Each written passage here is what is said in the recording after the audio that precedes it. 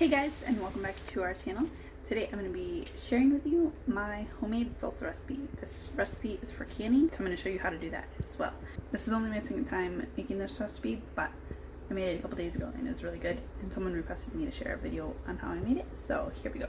For the canning part of this, I just want to say right here in the beginning that you don't really need all the fancy water bath canners, jar lifters, all that. As we go along, I'm going to show you some hacks that I've used to make this work with just what I have on hand. So here we go. First I'm chopping up some poblano peppers. The recipe called for 8 jalapenos, but I am using about a cup of chopped poblano peppers just because that's what I had. So I'm using a bag on my hand because these are hot sometimes and I don't like pepper burns on my hand, so I'm just chopping it really fine like this. So I'm going to do a cup of that, and then I'm going to do a cup of chopped green pepper. I also have a pot of water boiling on the stove to eventually take the skins off of my tomatoes. I'll show you how to do that too in a minute, but I've started that, so I'm just waiting for that to boil. I have a lot of cherry tomatoes, so I'm going to be using some of those, just quartered. And then I also have a lot of regular ones. I mean, that one has a really bad spot on it, but I'm going to be using those as well to make up the rest of the amount. I also have a lot of cherry tomatoes in here too.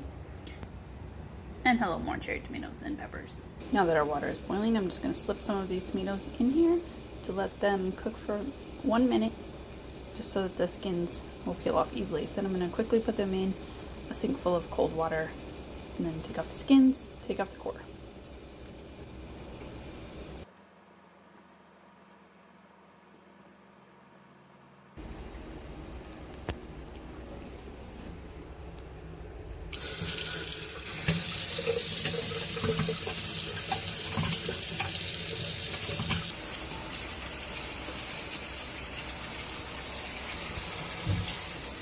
You can definitely just use a spoon or a slotted spoon for this. That's what I did the other day.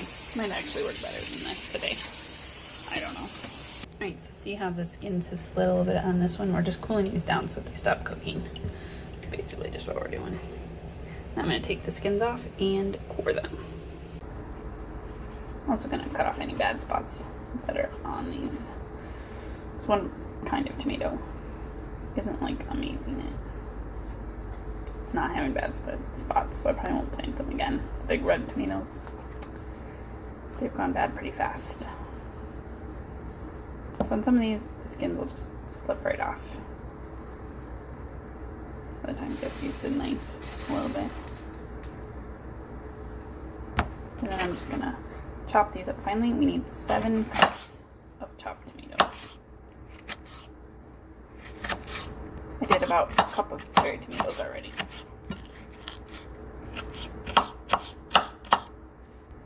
And just put them in the bowl with our peppers that are already cut up. Next up, I'm adding in 2 cups of chopped onion, which is about 2 onions. Half a cup of cilantro, finely chopped. About 3 cloves of chopped garlic. I used pre-chopped. A can of tomato paste. Half a teaspoon ground cumin. 3/4 cup white vinegar. Right, I have now transferred it to a pan. You could definitely just start it in the pan, but my pan was in use, so I could not do that. So I'm just gonna heat this up, cook it, or boil it, and then turn it down to low and boil it gently for 20 minutes until it's thickened. The other day I actually did it more like 40 minutes, so we'll see how long this takes. Alright, our salsa has been cooking for a little longer than 20 minutes. I just wanted it to get a little bit more thick, and I think it's pretty well done. I'm not going to cook it too much longer. You can see it's pretty thick. I have my quart jars over here with some hot water just to kind of normalize to the temperature of the hot salsa so they don't break. I did have a jar break the other day, so hopefully none of them break today. I'm just going to tell you what I'm going to do without the salsa, because once I'm pouring the salsa, I kind of just need to do it, and I don't have a tripod. So I'm going to take my measuring pitcher, pour in my salsa. It's probably going to make a mess because I also don't have a funnel. Then I'm going to clean off the rim with my rag, my wet rag, just like this. Make sure there's no food, around the outside, and then I'm gonna run my finger around, make sure there's no food or cracks or anything like that on each of the jars. Then I'm gonna put on my lid and my ring like this. Just tighten it gently. And then I'm gonna use my handy dandy tweakers, my tongs. Told you I was gonna show you a hack. This is my hack. I put rubber bands around the end of my tongs to kind of use it like a jar lifter. So I'm gonna use it like this. And I'll show you where I'm gonna put it. I have this big, huge pot on my stove. I don't even know how big it is, but it's really big. And it's pretty full of water, like 2/3 probably. I'm not gonna open it right at this minute. It just needs to have enough water to cover the jars once they're in there. Okay, so this is not a technical water bath canner. I guess I will show you. But this is another hack that I have. This is just a stock pot. It's boiling very well in there. You can't see. But there is a cooling rack in there that fits perfectly in there. And that just keeps the jars off the bottom of the canner. So, we're going to get started with that. I think this will make 3 quarts of salsa-ish. Originally, it probably would only make 2.5, but I had a pint left over from the other day, so I threw that in there just to make it work for 3 quarts.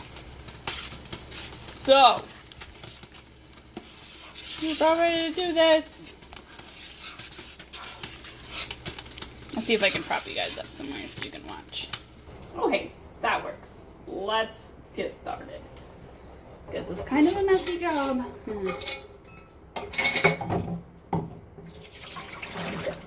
I'm just dumping out the hot water. Getting my scoop.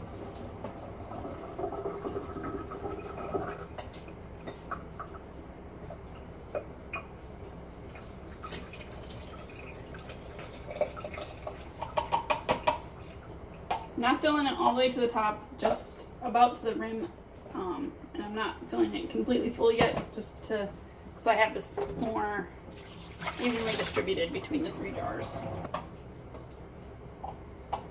Alright, there's just a tiny bit left in the pan, but we will enjoy that later. Need some chips probably. Alright, I'm gonna get my rag. Make sure it's wet. And puff all the extra little tomato slops. That will cause it to not seal very well. And just wiping off the top of each jar just to make sure they are completely clean. And lid and ring on. Not super tight, just finger tight. Now, here's hoping that I have enough water in my thing to cover it. That would be important. And I think I'm going to put a few more rubber bands on this.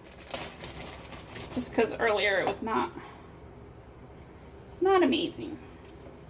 Just want a little bit more dripping surface here. So I'm just wrapping it around my metal tongs. Found this on the internet.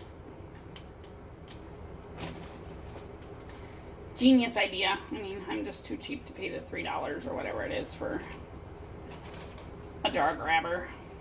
But I have this whole bag of rubber bands, so, you know. That's why it's called a hack.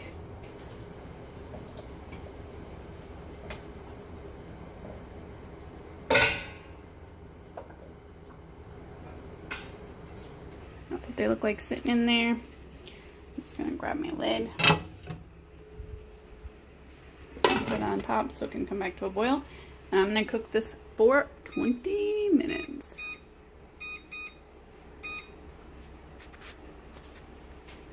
Would you like a taste? Yeah. All right, here we go.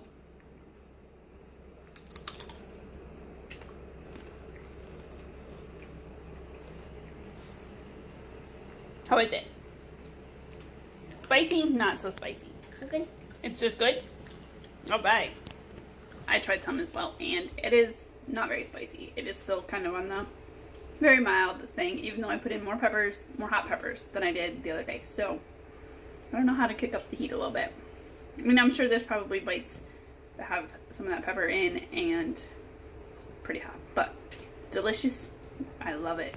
It's so good with chips and just anything. Our timer has gone off, so now we just take off the canner lid, remove it from the heat, Move the pan from the heat and wait 5 minutes. So I'm just gonna scooch this to the back of my stove where there's no burner on. Set my timer again for 5 minutes. Okay, I used the same method of pulling them out as I did putting them in, and I just put them on this towel on top of a cutting board on the counter to protect my counter and to protect the jars as well. And I'll let them sit there for 12 to 24 hours before I take off the rings. They should be sealed. If I push down on the lid, they should not push down. They should just be still. They all just sealed before I could turn the camera on. They all went pop, pop, pop. And that's okay. That's sealing. So there we have it. 3 quarts of salsa made. Pretty excited about it. And this little one, she keeps begging me for more chips and salsa, huh?